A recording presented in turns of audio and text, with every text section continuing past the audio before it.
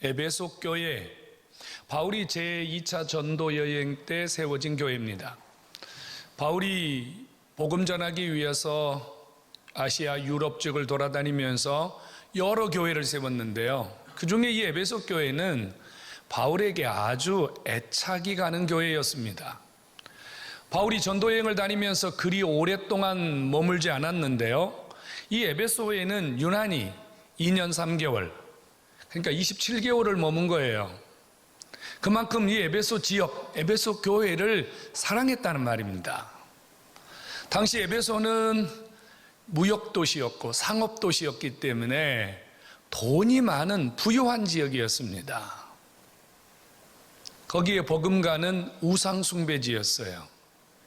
각처의 우상들이 집합적으로 모여서 우상들이 난무했던 그런 도시이기도 했습니다. 그렇기 때문에 이 바울이 에베소 교회를 향해서 더 많은 애정을 가졌는지도 몰라요. 이 에베소 교회가 바로 세워진다면 이 에베소 교회가 갖고 있는 주위 환경들이 앞으로 복음 전하는데 큰 역할을 할 수 있다는 기대감 때문이에요. 그런데 바울이 지금 이 에베소에 편지를 보낸 때는 언제였냐면요, AD 62년 네로가 그리스도인들을 참혹하게 핍박할 당시였습니다. 바울은 죄수의 몸으로 로마 감옥에 갇혀 있었고, 로마의 감옥에 갇혀 있던 이 바울은 에베소 교회에 대한 이야기를 듣고 너무너무 가슴이 아팠어요. 이유는 에베소 교인들이 방황하고 있었기 때문입니다. 혼란을 겪고 있었기 때문이에요. 오늘 15절과 16절에서 바울이 이렇게 말합니다. 이 에베소 교인들이 어떻게 행할지를 모르고 갈팡질팡하고 있었다고요. 교회 안과 밖에서 쏟아지는 시련, 시험, 핍박, 환난, 어려움, 이런 문제들을 어떻게 부여잡고 어떻게 해결할 것인가, 그들이 방황하고 있었어요. 혼란을 겪고 있었어요. 여러분, 혼란의 때에는 가장 필요한 상황이 뭐냐면요, 강력한 리더십을 가진 사람이거든요. 그런데 이 에베소 교회에 마땅히 지혜를 가지고 하나님의 뜻을 깨달아서 그 교인들을 차고 나가는, 이끌고 나가는 이러한 마땅히 지혜로운 자도 세워지지 않았습니다. 이런 시간이 계속되면서 세월을 아껴라, 에베소 교인들은 시간만 낭비하는, 허송세월을 보내는 의미 없는 무의미한 이런 시간들이 계속되었습니다. 하지만 교회 안이 이렇게 무의미한 시간이 흘러가는 동안 세상은요 더 타락하고 세상은 더 험하게 교회를 향하여 다가왔습니다. 급기야 성도들 중에는요 하지 말아야 할 것을 하고 마는 이런 성도들까지 생겨났거든요. 술 취하지 말라, 이는 방탕한 것이니. 에베소 교인들 가운데 술 취한 자가 있었단 말이에요. 타락하는 자들이 있었단 말이에요. 그러니 이 교회가 지금 마치 바다야 파도 위에 밀려서 요동하는 배처럼 방황, 혼란, 끝없이 지금 교회가 표류하고 있었다는 얘기죠. 해결해야 되잖아요. 에베소 교회를 향해서 특별한 애정을 가지고 있던 이 바울은 이 에베소 교회에 대한 이야기를 들었을 때 너무너무 힘이 들었어요. 그래서 그는 밤잠을 자지 않고 붓을 들어서 편지를 보냈습니다. 이제 방황을 끝내야 된다.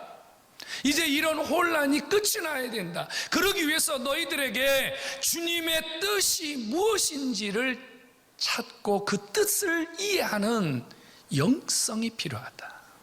주의 뜻 말입니다. 그런데 지금 제가 에베소 교회 형편을 말씀드렸잖아요. 에베소 교회가 갖고 있는 이런 영육 간의 혼란과 방황은 하나님의 뜻을 찾는데 쉽지 않아 보이지 않습니까? 만약 이들이 하나님의 뜻을 쉽게 찾았다면 이런 혼란과 이런 방황이 오지도 않았을 것이고, 하나님의 뜻이 그들에게 찾아졌다면 이런 방황이 왔다 한들 쉽게 해결할 수 있지 않았겠어요? 여러분에게 한번 여쭤볼게요. 여러분, 주님의 뜻이 찾아져서 여러분들이 지금 주님의 뜻대로 이해하고 행동하고 있느냐고요. 여러분들 중에 나는 이것이 주의 뜻이야, 나는 주님의 뜻을 찾았어, 나는 주님의 뜻대로 살고 있어, 이렇게 자신 있게 말할 수 있는 분 몇 분이나 계실까요? 우리도 마찬가지거든요. 우리도 지금 상당한 혼란 속에 살아요. 여기 있는 분들 중에 대다수의 성도들은요, 삶 속에서 방황하면서 살아요. 내가 지금 제대로 사는가? 내가 지금 이렇게 사는 게 맞는 거야? 아, 왜 이렇게 답답해? 왜 자꾸 이렇게 힘들어? 왜 이렇게 시험이 끝나지 않지? 우리가 이렇게 살고 있단 말이에요. 우리도 마찬가지로 지금 하나님의 뜻을 찾고 그 뜻을 이루어 드리는 일이 잘 안 되기 때문에 그렇단 말이거든요. 방법이 있어야 되지 않을까요, 여러분? 그래서 바울이 에베소 교회에 처방을 줬어요. 하나님의 뜻을 찾는 방법, 하나님의 뜻을 찾아서 방황을 끝내버리는 방법을 제시했다고 말이에요. 그게 뭐냐면요, 오직 성령의 충만함을 받아야 한다 그 말이에요. 성령 충만 말이에요. 오늘 주 앞에 나오신 여러분, 에베소 교회 문제는 오늘 우리 교회 문제고요, 에베소 교회 교인들의 상황은 오늘 곧 우리의 상황입니다. 그렇다면 오늘 우리도 주님의 뜻을 찾아서 방황하지 않는 신앙, 혼란을 겪지 않는 신앙, 문제를 해결하는 신앙이 되려면 우리에게도 오직 성령 충만함이 필요한 줄로 믿으시기 바랍니다. 그리고 오늘 주 앞에 나오신 여러분들이 다 성령 충만한 자들이 되시기를 주의 이름으로 축원합니다. 성령 충만해야 되는 거예요. 성령 충만이라는 게 뭐죠? 술 드셔보셨어요?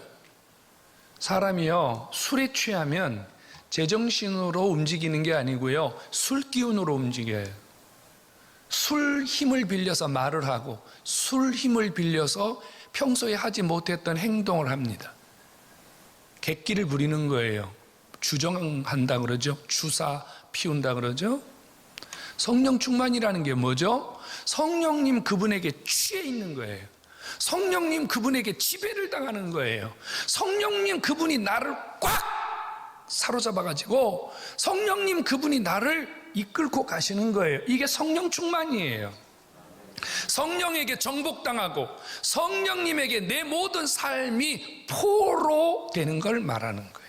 이게 성령 충만이에요. 오늘 여러분, 주님에게 사로잡히는 은혜가 있기를 주의 이름으로 축원합니다. 성령 충만 반드시 필요합니다. 성령 충만할 때 성령께서 우리 안에 뭘 하시냐면요, 하나님의 뜻이 무엇인지를 성령께서 우리 안에서 깨닫게 해주세요. 주님이 무엇을 원하시는지, 어떻게 사는 것이 주님이 원하시는 삶인지를 성령께서 내 안에서 끊임없이 역사하세요. 성령의 이 음성을 듣지 못하면, 성령의 이 충만함을 받지 못하면 술 취하고 방탕하고 어리석고 지혜 없는 자처럼 세상에서 요동하고 갈팡질팡하고 방황하고 끝없이 신자인지 불신자인지 구분이 안 되는 혼란스러운 삶을 살 수밖에 없다는 거예요.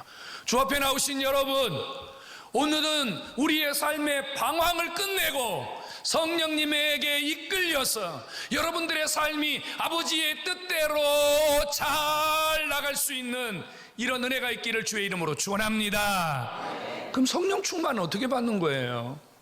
우리 성령 충만 받기를 원하잖아요. 사도행전은 성령 충만이 어떻게 임하는지를 가르쳐주는 성령행전이라고 그러잖아요. 사도행전에 보면 성령 충만이 4가지 일을 할 때 임했어요. 하나는요, 하나님의 말씀을 사모하는 자들에게 성령이 충만하게 임한 줄로 믿으시기 바랍니다. 말씀을 사모하는 자들이에요. 사도행전 2장에 보면 주님이 그러셨잖아요. 내가 간다. 내가 가면 누가 오냐면 성령이라는 분이 오시는데 너희들 그분을 기다려라. 기다리라는 말이 무슨 말이냐면요, 웨이팅이 아니에요. 그냥 가만히 주저앉아서 아무것도 하지 말고 성령님 그분 오실 때까지 앉아 있어라, 이 말이 아니라요, 사모하라는 거예요. 사모, 갈급하라는 거예요. 성령님 그분이 여러분들에게 임하시기를 소원하면서 여러분들의 마음을 오픈해서 성령님 그분에게 드리라, 그 말입니다. 이게 사모하는 거예요. 여러분, 사모하십니까? 배고픈 사람이 밥을 갈구하잖아요. 목마른 사람이 물을 갈구하잖아요. 그런 것처럼 하나님, 내가 성령으로 배가 고픕니다. 내가 성령으로 목마릅니다. 내가 성령님 그분이 계셔야만이 제가 살 수 있습니다. 자나 깨나 앉으나 서나 성령님 도와주세요. 성령님 역사해 주세요. 성령님 내 안에 계세요. 이게 사모인 줄로 깨닫기 바랍니다. 여러분들이 이런 마음 가지면 성령께서 여러분 안에 오셔가지고요, 여러분들을 확 사로잡아서 여러분들의 생각이 성령의 생각이 되고, 여러분의 마음이 성령의 마음이 되고, 여러분 삶이 성령님이 원하시는 대로 살아갈 수 있게 됨을 믿으시기를 축원합니다. 성령 충만하시기를 축원합니다. 사모해야 돼요. 사모하는 사람은 자세가 달라요. 사모하는 사람이 졸겠어요? 사모하는 사람이 흐르멍텅하게 앉아 있겠어요? 여러분, 사모하는 사람이 딴 생각하겠어요? 아니란 말이에요. 왜 오순절, 주님이 가신 다음에 50일째 임했다고 그래서 오순절이라 그러잖아요. 여러분, 주님이 가시자마자 첫날에 주셔도 되잖아. 일주일 만에 주셔도 되잖아. 열흘 만에 주셔도 되잖아요. 근데 왜 50일 동안 기다렸다 주님이 성령을 주셨을까요? 여러분, 거기 모여있는 사람들이 한마음 한뜻이 되어서 성령을 받을 만큼 사모한 마음이 갖춰지기까지 50일 걸렸다.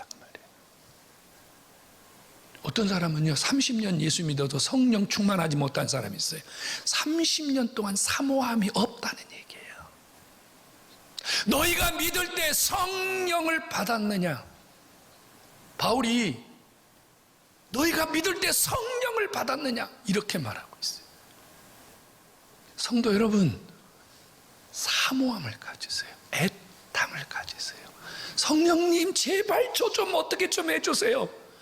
성령님 제발 좀 어떻게 저를 좀 만져주시든지, 저를 좀 어떻게 거꾸로 툴툴 털든지, 아니면 저를 좀 어떻게 넘어뜨리든지 잡아뜨리든지 꼬꾸라뜨리든지, 하나님 저 좀 어떻게 좀 해주세요. 이런 갈급함이 성령님의 역사로 이어지는 줄로 믿으시기를 축원합니다. 옛날에는 이런 성도들 많았어요. 정말로 많았어요. 정말 은혜 갈구하고 성령님 갈구하는 성도들 너무너무 많았거든요. 근데 요즘은 그런 분들 찾아보기 힘들어요. 너무 고급스러운 성도들만 계세요. 귀족 성도들. 성령님이 오셔서 건들까봐, 성령님 건들까봐. 여러분, 무장 해제하셔야 됩니다. 여러분들의 삶을 하나님 앞에 무장 해제하셔야 돼요. 그러면 성령님이 오셔서 만져주십니다. 은혜 주십니다. 오늘 사모함이 여러분 안에 충만함으로 바뀌기를 주의 이름으로 축복합니다. 또 한 가지는요, 언제 성령 충만함이 임했냐면요, 베드로가 사도행전 2장 37절과 38절에 보면요, 설교했잖아요. 베드로가 그날 한 회개하고 돌아온 사람이 3,000명 정도 된다 그러잖아요. 그러면 그날 거기에 엄청나게 많은 사람이 모인 거예요. 그 3,000명도 되는 사람이 하나님 말씀을 듣다가 뭘 했냐면요, 자복하고 회개했어요. 그때 성령께서 그들에게 임하셨어요. 성령님은 누구에게 임합니까? 하나님 말씀을 듣고 깨달은 자, 그리고 그 말씀대로 살지 못해서 하나님 앞에 회개하고 자복하고 자기를 쥐어짜 하는 자, 이들에게 성령이 충만하게 오시는 줄로 믿으시기 바랍니다. 여러분, 깨달아야 돼요. 깨달아야 돼요. 내가 하나님 말씀대로 살지 못하는 것이 얼마나 부족한 것인지, 얼마나 하나님 앞에 부끄러운 것인지를 깨달아야 됩니다. 깨닫는 데서부터 뭐가 시작되냐면요, 회개의 문이 열리기 시작해요. 여러분, 한국교회에 이렇게 좋은 예배당이 언제부터 있었습니까? 제가 중고등학교 다닐 때요, 거의 교회 그러면요 천막교회였어요. 이런 좋은 예배당이 어디에 있었습니까? 언제 한국교회에 이렇게 100억, 200억, 300억, 500억 되는 예배당이 언제부터 생겨났습니까? 여러분, 우리의 신앙의 선배들이요, 토굴에서, 판자교회에서, 벽돌교회에서, 쓰러져가는 천막에서 하나님 앞에 살려달라고, 하나님 앞에 회개하고, 하나님 앞에 울부짖을 때 하나님이 그 기도 들으시고 그들에게 성령의 충만함을 주신 결과 우리에게 주신 복인 줄로 믿으시기 바랍니다. 근데 언제부턴가 우리가 울지 않아요. 언제부턴가 우리가 하나님께 울지 않아요. 자기를 찢지 않아요. 그래서 에레미야는요, 눈물의 선지자라고 그러지 않아요? 백성들이 어찌 회개하지 않는지, 그들에게 지워진 죄의 멍에가 얼마나 심각한지 모르기 때문에 에레미야가요, 소가 뒤집어 쓰는 멍에를 자기 멍에 걸고 백성들이 사는 거리를 이리저리 돌아다니며 눈물을 흘리며 하나님께 회개를 촉구했잖아요. 그래서 우리는 에레미야를 눈물의 선지자라 그런단 말이에요. 목사도 우는 자가 없고, 장로도 우는 자가 없고, 권사도 우는 자가 없고, 집사도 우는 자가 없습니다. 여러분, 우는 자가 없는데 어찌 성령이 역사하시겠습니까? 굳어있고 메말라 있고 쩍쩍 갈라져 있는 여러분들의 심령에 어찌 성령이 오시겠냐고 말입니다. 성령이 우리에게 오시는 통로는요, 여러분들의 회개의 눈물이 쏟아질 때 성령이 그 눈물을 귀히 보시고 여러분 심령에 임하셔서 여러분들을 어루만져 주시고 여러분들을 살려주시는 줄로 믿으시기를 축원합니다. 회개하는 성도가 있을 때 그 교회는 사는 거예요. 회개하는 성도가 있을 때 그 가정은 사는 거예요. 회개하는 성도가 있으면 여러분 그 직장은, 그 사업은 사는 거예요. 울어야 됩니다.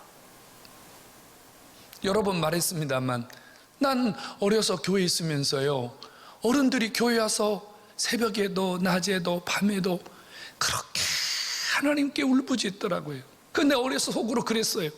저분은 무슨 죄를 저렇게 많이 졌길래 맨날 저렇게 대성통곡을 하고 오시나. 근데 지금 보니까요, 그분이 하나님이 기뻐하는 자였더라고요. 그분이. 여러분, 성령 충만은 자복하고 통회하고 가슴을 찢는 자에게 하나님의 성령께서 말할 수 없이 충만하게 역사하심을 믿으시기를 축원합니다. 또 하나는요, 바울과 실라가요, 매 죽도록 맞고 착고에 채워서 빌립보 감옥에 갇히잖아요. 여러분, 무슨 지금 그 시간에 찬송하고 기도할 시간입니까? 그런데 바울과 실라가 밤잠을 자지 않고 온몸에 피투성이가 되고 멍투성이가 된 그 모습을 가지고 하나님께 찬송하고 기도합니다. 찬송하고 기도하는 그 시간에 성령님이 그곳에 오시잖아요. 묶여있던 착고가 풀어지고 잠겨있던 옥문이 풀어지고 하나님이 그곳에 성령님이 오셨다는, 성령님이 충만하게 임하셨다는 증거로 옥토 땅의 지진을 주께서 일으키시면서 내가 여기 왔노라, 내가 여기 왔노라 하나님이 역사하셨잖아요. 여러분, 장소가 문제가 아닙니다. 때가 문제가 아닙니다. 상황이 문제가 아닙니다. 성령님 오세요. 사모하는 마음 가지고 찬송하고 기도하고 찬송하고 기도하면 그곳이 어디라도 하나님이 오셔서 충만하게, 더 충만하게 은혜 주심을 믿으시기 바랍니다. 찬송하고 기도해야 돼요. 집에서 찬송하고 기도해야 돼요. 사업장에서 찬송하고 기도해야 돼요. 여러분, 찬송하고 기도하셔야 된다니까요. 그래야 성령님이 임하신다니까요. 찬송 기도 떠나면요, 원망과 불평밖에 안 나와요. 한숨밖에 안 나와요. 성령님은요, 찬송하는 자리에 오시고 기도하는 자리에 오시고 엎드려서 사모하는 자리면 어디든지 가셔서 충만하게 하시는 줄로 믿으시기를 축원합니다. 그리고 또 하나는요, 스데반이 복음을 전하는데요, 성령이 충만했다. 성령님 어디에 오세요? 어디를 오셔서 충만하게 역사하세요? 복음 전하는 장소예요. 전도하는 자리인 말입니다. 복음 전했더니 성령님이 충만하게 임하셔서 듣는 자들을 다 변화시키시고 하늘문을 여셔서 예수님이 하나님 우편에 계신 것을 보여주었습니다. 성령이 충만했단 말이에요. 여러분, 복음, 예수, 십자가, 구원, 여러분들의 입에서 복음이 말해질 때 여러분들이 성령 충만한 자가 되고 그 복음을 듣는 자들이 성령을 받고 하나님의 역사가 일어나는 줄로 믿으시기를 축원합니다. 성령님은요, 복음 증거 현장에 임하세요. 성령 충만 받고 싶으시잖아요. 그러면 지금 돌아보세요. 사모하십니까? 회개하십니까? 찬송하고 기도하십니까? 정말로 복음을 위하여 여러분들의 삶을 드리고 계십니까? 만약에 우리가 이런 삶을 전혀 살고 있지 않는데 여러분들에게 성령 충만함에 임하기를 기대한다면 여러분들은 나쁜 신자예요. 나쁜 신자예요. 에베소 교회를 보십시오. 성령 충만하지 않았더니 술 취하고 방탕했습니다. 성령이 충만하지 않으니까 세상 것에 취하게 되고 나쁜 생각에 취하게 되고 쓸데없는 사람에 취하게 되고 그러면 방탕하고 타락하는 거예요. 오늘 여러분들을 일으키시기를 주의 이름으로 축원합니다. 성령 충만하셔야 돼요. 성령 충만. 그러면 여기 이런 분들 중에 저한테 반론 제기하는 분이 있을 거예요. 목사님, 너무 그렇게 몰아치지 마세요. 난 성령 충만합니다. 저 성령 충만하거든요. 이렇게 말하시는 분 계시거든요. 그래요? 그럼 한번 볼까요? 여러분 정말로 성령 충만하세요? 오늘 에베소 교회의 성도들에게 바울이 이랬어요. 성령 충만한 사람은 세 가지가 있다고요. 하나는 그의 입에 시와 찬미와 신령한 노래로 하나님 앞에 찬양드리고 있다. 여러분이 성령 충만하다면 여러분들의 입에서 찬양이 끊어지지 않고 있다 이겁니다. 성령 충만하십니까? 그래서 여러분들이 24시간 시와 때와 장소에 관계없이 찬양이 끊임없이 나오냐 말이에요. 그럼 성령 충만한 거예요. 두 번째는요, 범사에 주 예수 그리스도 이름으로 감사한다는 거예요. 이래도 감사, 저래도 감사, 좋아도 감사, 안 좋아도 감사, 맞아도 감사, 안 맞아도 감사, 있어도 감사, 없어도 감사. 이게 누구예요? 성령으로 사는, 성령으로 충만한 자의 삶입니까? 감사가 있습니까? 그러면 여러분 성령 충만한 거예요. 그런데 감사가 안 나온다면요, 입에서 원망과 불평, 남 흉보고 그 다음에 문제 앞에서 좌절하고 낙심하고, 그러면 아직 성령 충만해야 됩니다. 여러분, 구원받을 때 우리에게 임하시는 성령과 우리가 영적 생활을 주님 앞에 갈 때까지 해내기 위해서 우리 속에 역사하시는 성령님의 역사는 좀 달라요. 구원받았지만 전혀 성령 충만하지 않은 삶을 사는 사람 너무 많아요. 상급이 없어요. 기쁨도 없어요. 은혜도 없고요. 그리고 또 하나는요, 성령이 충만한 사람은 그리스도 안에서 하나님을 경외함으로 피차 서로 복종한다 그랬습니다. 그 말은 뭐예요? 겸손하다는 얘기예요. 자기를 낮춘다는 얘기입니다. 여러분, 성령 충만의 증거는 찬양이요, 성령 충만의 증거는 감사요, 성령 충만의 증거는 순종과 겸손입니다. 우리 모두 성령 충만함으로 이런 삶을 살 수 있기를 간절히 소원합니다.